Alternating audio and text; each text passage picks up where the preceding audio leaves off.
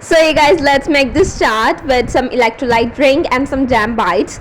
So firstly, we will make the chart. Take some hung curd, put all the spices you need in it, and then take a tray, make dots with it, and spread it evenly like I have shown here with spoon. And then put some red chili powder and some kachoris on it, and then some potatoes for the flavoring, and after that I will put the onions and some green chutney and some imli chutney, and as well as some pomegranate also.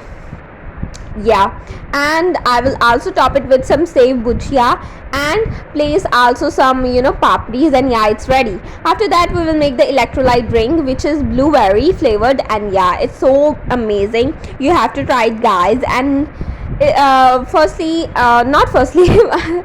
thirdly, we are making this jam bites, which is also easy. So like, subscribe and share for seeing more videos.